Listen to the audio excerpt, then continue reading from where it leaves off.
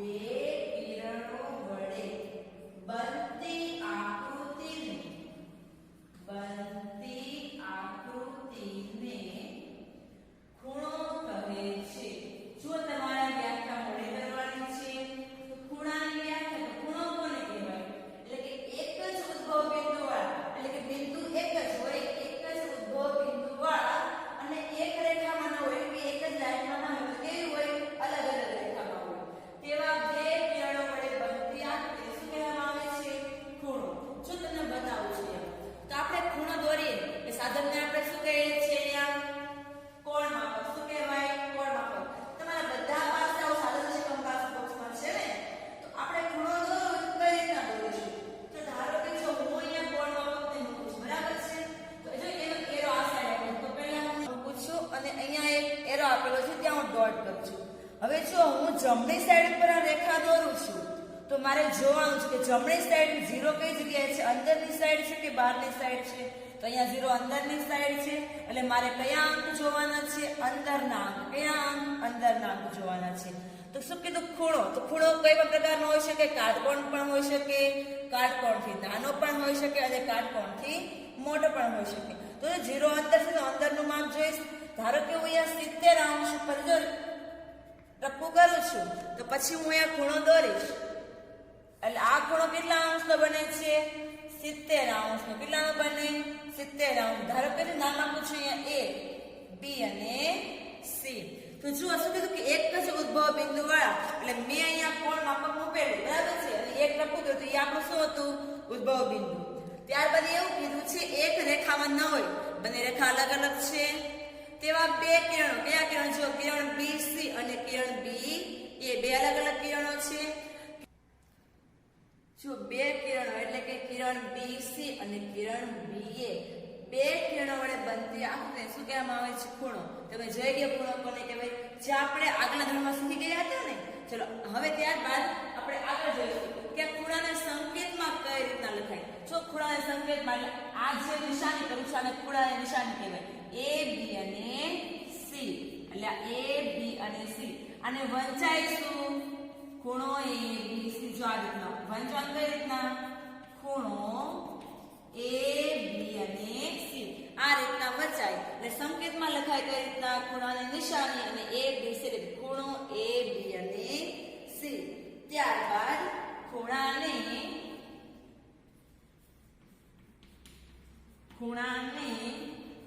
બે ભુજ બાજુઓ હોય છે. બે ભુજ બાજુઓ હોય છે. ચલો તો ખૂણા ABC ના બે ભુજ બાજુઓ, ખૂણા ABC ના બે ભુજ તો કયા કયા આવશે? જુઓ એમાં પહેલું છે કિરણ BC, ત્યારબાદ બીજું છે કિરણ BA. સમજ પડે છે? જો બે ભુજ બાજુ તમને પહેલા કીધું હતું ને કે કિરણ BC અને કિરણ BA, જો મેં આ ઉપર એરો કરીને તીર માર્યો એટલે આને શું બચાય? કિરણ. શું બચાય? કિરણ. જો સીધી રેખા હોય તો શું વાંચે? રેખા. પરંતુ જો આવો એક તીર આપેલું છે એટલે શું બચાશે? કિરણ. સમજ પડે છે? ત્યારબાદ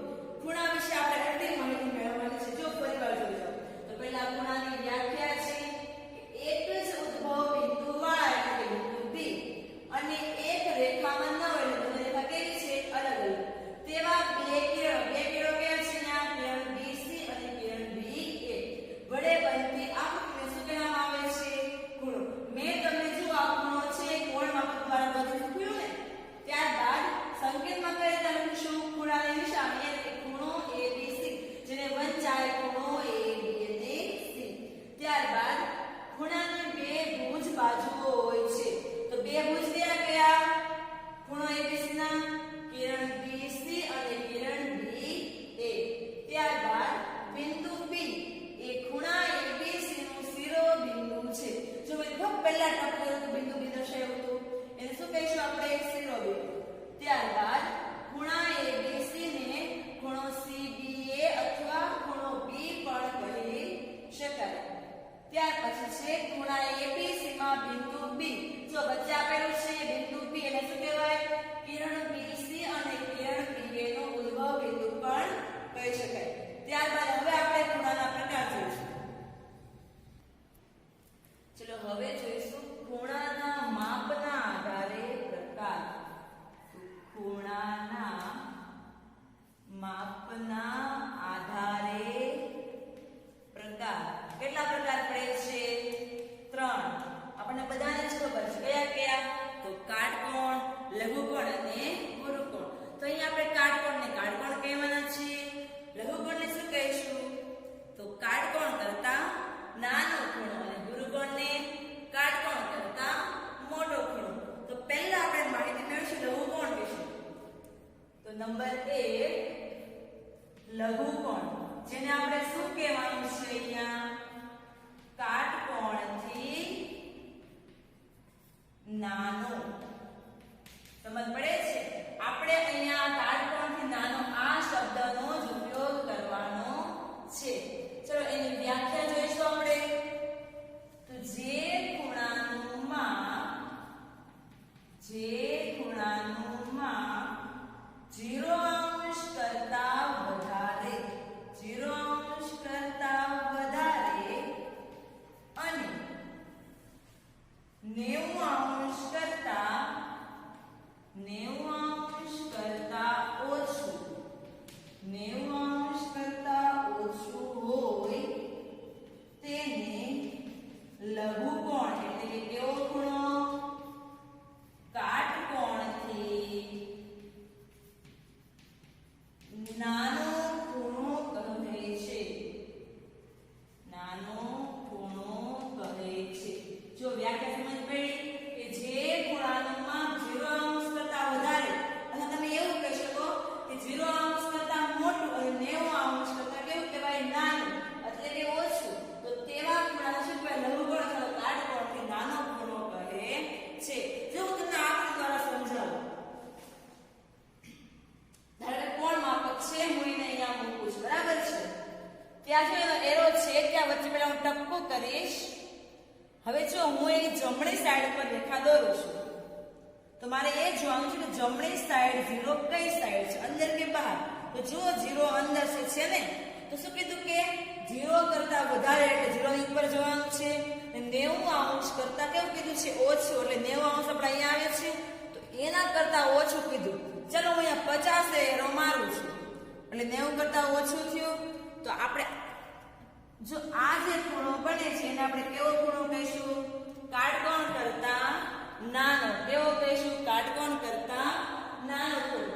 અહીંયા નામ આપીશું P, Q અને R. જો તમે સમજાતા P, Q, R, તો એ શું કહેવાય? સંકેતમાં ખૂણો P, Q, R. કેવો ખૂણો છે? લઘુકોણ. એ લઘુકોણ છે. કૌંસમાં કાટકોણથી નાનો. જો આપણે ખૂણાની માહિતી મેળવી હતી, તો આ PQR છે.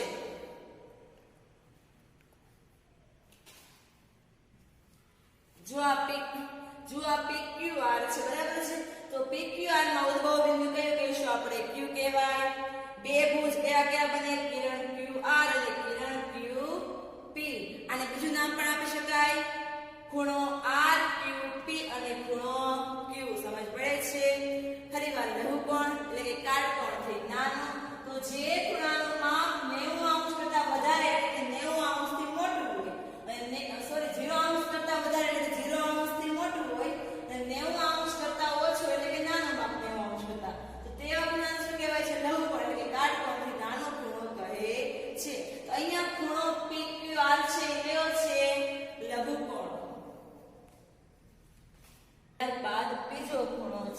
કાટકોણ, જેને આપણે કાટકોણ જ કહેવાના છીએ.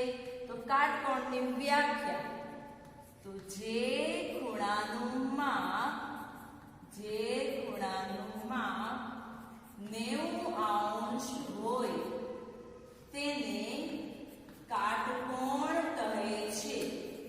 જે ખૂણાનું માપ 90° હોય તેને કાટકોણ કહે છે.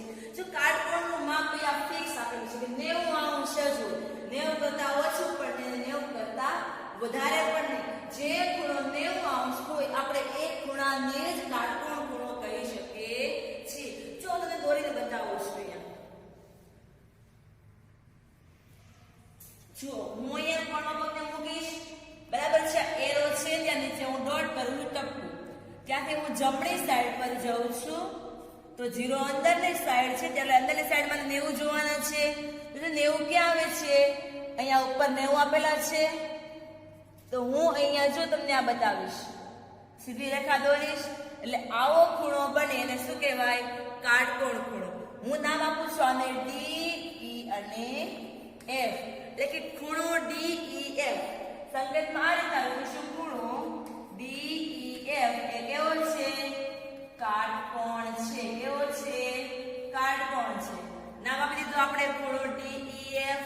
આને બીજી રીતે પણ કહી શકાય, ખૂણો એફ, ઈ, ડી, અને ખૂણો ઈ પણ કહી શકાય. ત્યારબાદ અહીંયા બિંદુ ઈ એ શું કહેવાય? ઉભો બિંદુ અથવા તો શિરોબિંદુ. એના બે કિરણ, કિરણ ઈ એફ અને કિરણ ઈ ડી. સમજ પડે છે? ત્યારબાદ હવે આપણે ત્રીજો પ્રકાર જોવાનો છે, જેને કહેવાય છે ગુરુકોણ. શું કહીશું? ગુરુકોણ. આપણે અહીંયા કયા શબ્દનો ઉપયોગ કરવાનો છે? કાટકોણથી મોટો. કાટકોણથી મોટો. ચલો તો આપણે વ્યાખ્યા જોઈશું ગુરુકોણની. તો જે ખૂણાનું માપ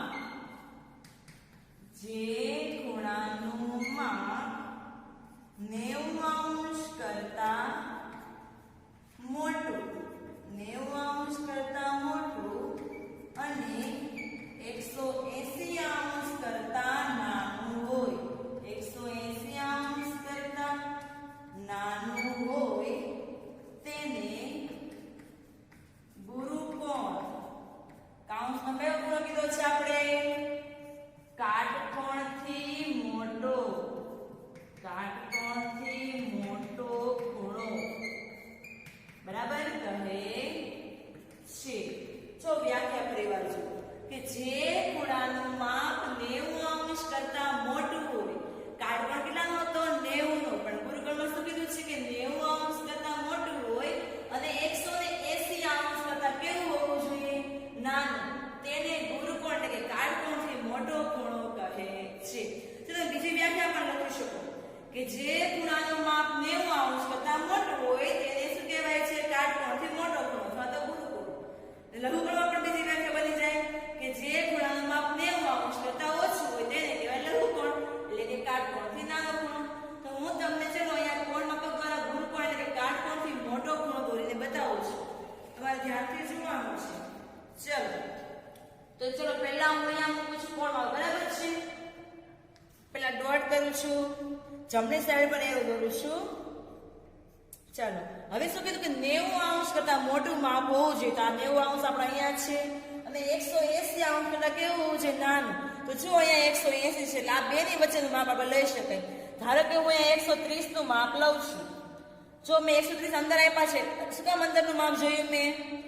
કે મારો એરો કઈ સાઈડ છે? જમણી સાઈડ. જમણી સાઈડ 0 ક્યાં છે? અંદરની સાઈડ. એટલે અંદરના માપ જોવાના. જો મેં ડાબી સાઈડ પર એરો કર્યો હોત ને તો બહારના માપ જો. કેમ? કેમ કે 0 કઈ સાઈડ છે? બહારની સાઈડ. એટલે મેં જો અંદરનું માપ લીધું કેમ થયું? 130. તો હું અહીંયા જો રેખા દોરીશ એટલે આ ખૂણો કેવો થયો? ગુરુકોણ ખૂણો. કેવો થયો? ગુરુકોણ. આને નામ આપીશું x, y અને z. સમજ પડે છે? 90 કરતા મોટો. આપણે સામાન્ય ખબર પડી જાય કે જો આ ખૂણો જો કાટકોણ ખૂણો કેવો છે? સીધો ખૂણો. સ્વાભાવિક છે કે સીધો ખૂણો એટલે કેવો? કાટકોણ. પરંતુ એની અંદર નાનો થાય એટલે કેવો ખૂણો કહેવાય? કાટકોણથી નાનો. અને એની બહાર જાય એટલે કે મોટો થાય તો કેવો કહેશું આપણે? કાટકોણથી મોટો ખૂણો. તો એ સંકેતમાં શું લખાય?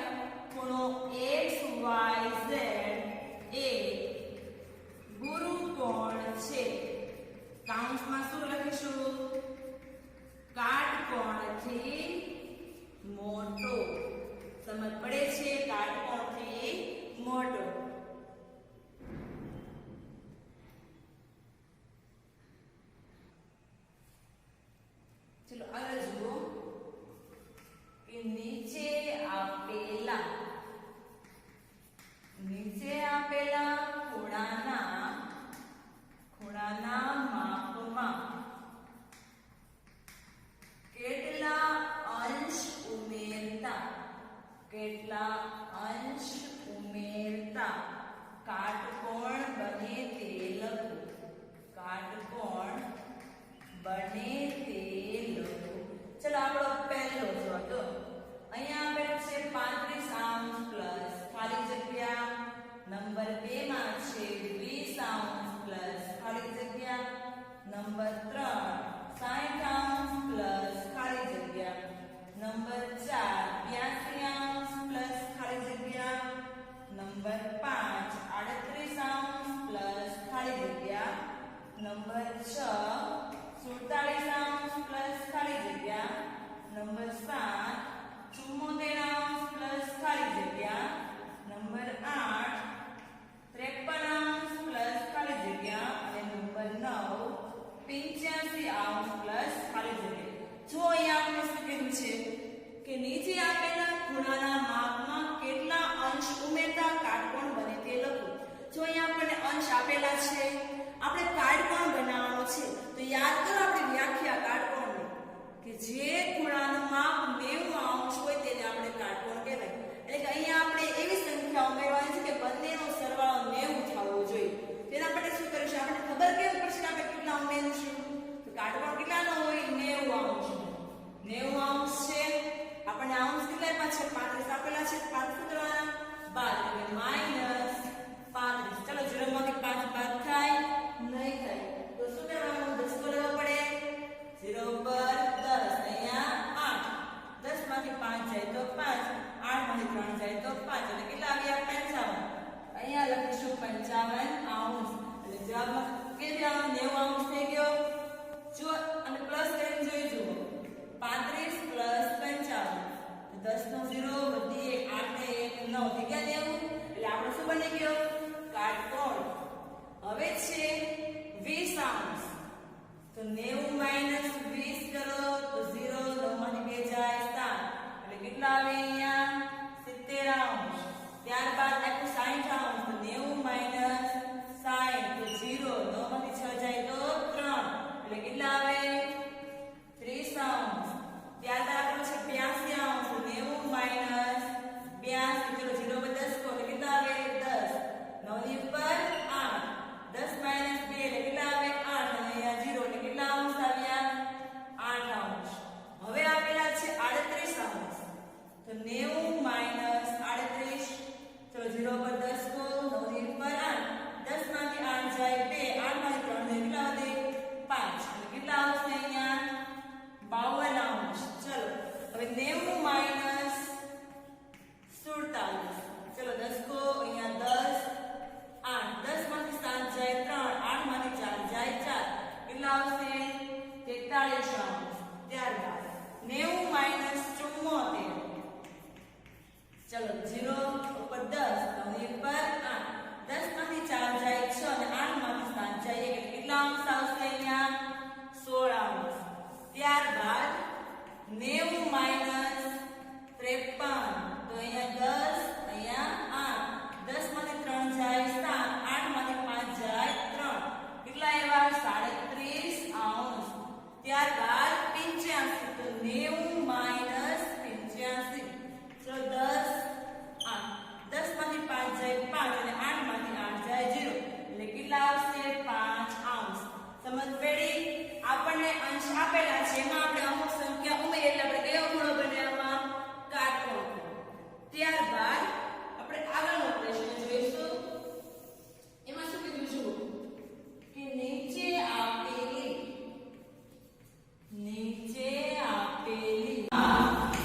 નીચે આપેલી આકૃતિમાં સૂચના મુજબ કરો.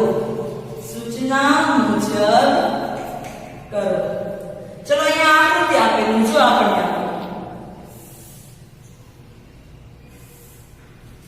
નામ છે અહીંયા O A C D અને અહીંયા આપેલું છે B. આપણો પહેલો સવાલ એવું છે કે કાટકોણ દર્શાવો. આપણે વ્યાખ્યામાં જોયું કે કાટકોણ કેવો હોય? 90 અંશ. અને કેવો હોય? સીધો. ત્યાં કેટલા કાટકોણ દેખાય આપણને? 2 દેખાય છે. કયો કાટકોણ છે? તો ખૂણો AO અને D. ત્યારબાદ ખૂણો BO અને C. ખૂણો C તેથી આ કેવા છે બે કાટકોણ. તો એમાં પહેલું ખૂણો AOD અને બીજું છે ખૂણો COD. બીજો સવાલ,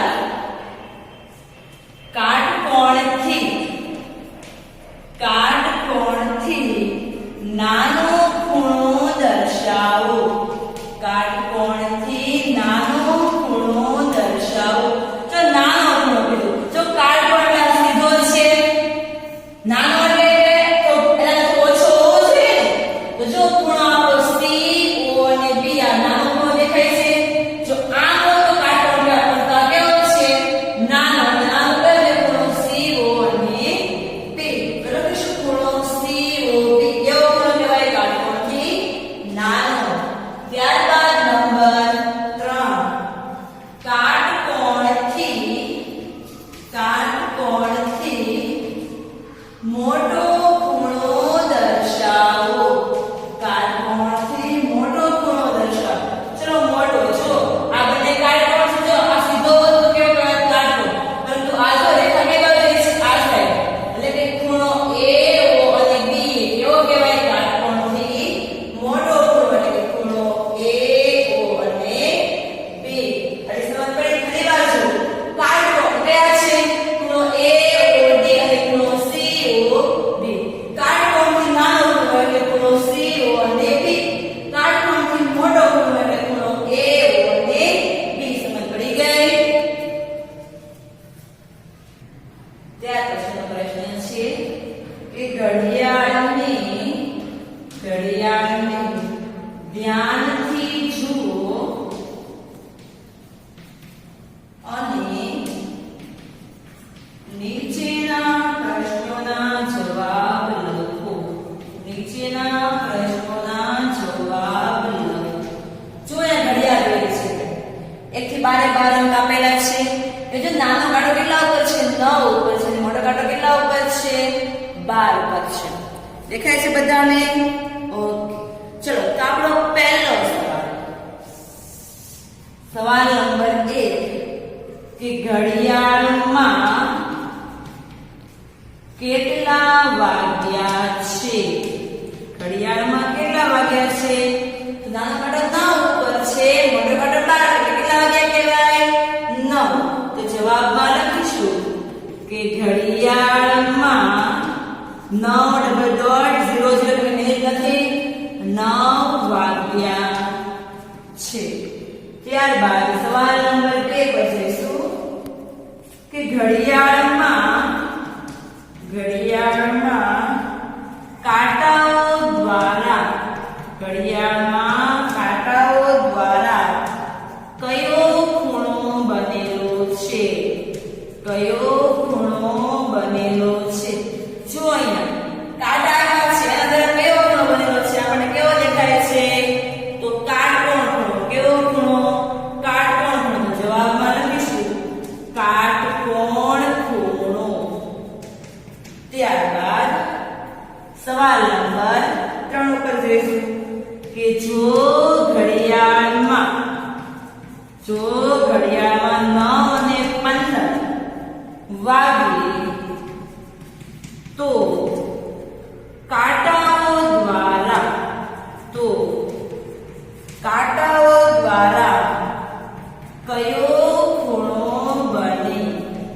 શું કીધું છે કે જો ઘડિયાળમાં 9:15 વાગે તો કાંટાઓ દ્વારા કયો ખૂણો બને? 9:15 થી મોટો કાંટો કેટલા ઉપર હોવો જોઈએ? આપણો 3 પર હોવો જોઈએ ને. એટલે મોટો કાંટો 3 ઉપર આવી જાય ને. તો નાનો કાંટો ક્યાં આવી જાય? 9 કરતા થોડો આગળ આવી જાય. તો આ કેવો ખૂણો કહેવાય? કાટકોણથી મોટો ખૂણો. કેવો કહીશું? કાટકોણથી મોટો ખૂણો. કાટકોણથી મોટો ખૂણો. ત્યારબાદ સવાલ નંબર 4 પર જો કે જો ઘડિયાળમાં 2 વાગે તો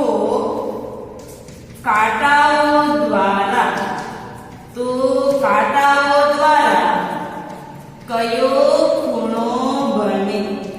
જો ઘડિયાળમાં શું કીધું છે 2 વાગે તો કાંટાઓ દ્વારા કયો ખૂણો બને 2 વાગે એટલે કે નાનો કાંટો ક્યાં આવવો જોઈએ 2 ઉપર અને મોટો કાંટો 12 ઉપર તો આ કેવો ખૂણો થયો કાટકોણથી નાનો ખૂણો તો જવાબમાં લખીશું કાટકોણથી નાનો ખૂણો સમજ પડી ગઈ ઘડિયાળમાં કેટલા વાગ્યા છે તો 9